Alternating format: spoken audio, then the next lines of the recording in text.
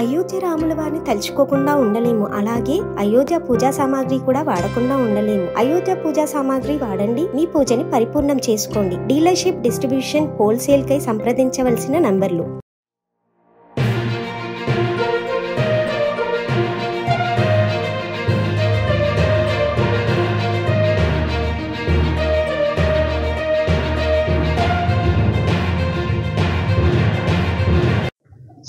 సూర్యాపేట జిల్లా ఎస్పీగా బాధ్యతలు చేపట్టి 10 రోజులు గడుస్తున్న టైంలోనే పీడిఎస్ రైస్ దందాపై బ్లాక్ మార్కెట్పై ఉక్కుపాదం మోపుతున్నారు. మనం ఎస్పీ గారి దగ్గర ఉన్నాం, సంప్రీత్ సింగ్ గారి దగ్గర. వారు సార్ నమస్తే సార్.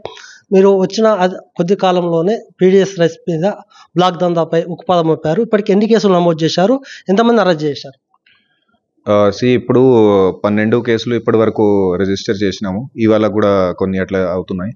సో దీంట్లో 692 క్వింటల్స్ వరకు అది పీడిఎస్ రైస్ ఏదైతే ఉందో డైవర్ట్ చేసేదో అది కూడా పట్టుకోవడం జరిగింది. 70 టన్ అది. సో కేసెస్లో వచ్చేసి 14 మందిని ఇప్పటి వరకు అరెస్ట్ చేయడం జరిగింది. ఇంకా కూడా దర్యాప్తు నడుస్తుంది. ఇంకా కూడా ఎవరైతే ఇన్వాల్వ్ ఉన్నారో వాళ్ళందరినీ కూడా పట్టుకుంటాం. ముఖ్యంగా చెప్పండి సార్, సరిహద్దులు దాటిపోతుంది మొత్తం జగ్గయ్యపేట కావచ్చు, లేకపోతే ఆంధ్ర సరిహద్దులో ఉన్నటువంటి వ్యాపారులు కూడా మన తెలంగాణ బార్డర్లోకి వచ్చి పెద్ద ఎత్తున దందా చేస్తున్నారు. దాని మీద నిఘా ఏ విధంగా ఉంటుంది?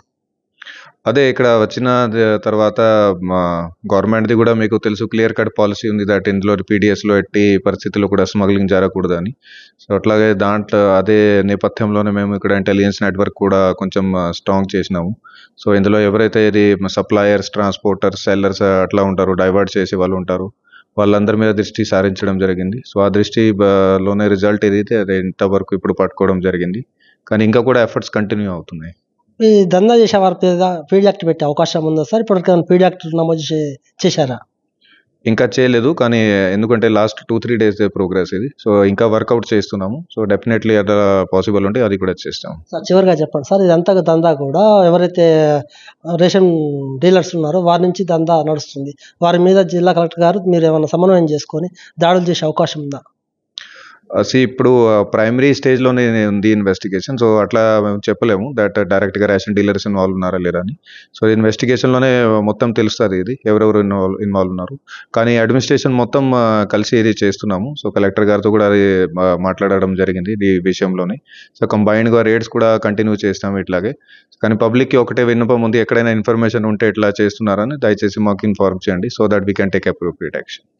జిల్లా ఎస్పీగా చెప్పేది ఒకటే, ఎవరైనా బ్లాక్ దందాకు పాల్పడితే మాత్రం కఠిన చర్యలు తీసుకుంటాము, పీడీ యాక్ట్ నమోదు చేస్తాం. ఖచ్చితంగా ఎవరైనా కూడా అలాంటి దందాకు పాల్పడకూడదు. పాల్పడితే మాత్రం ఖచ్చితంగా జైల్లో పెడతామని కూడా వారు హెచ్చరిస్తున్నారు.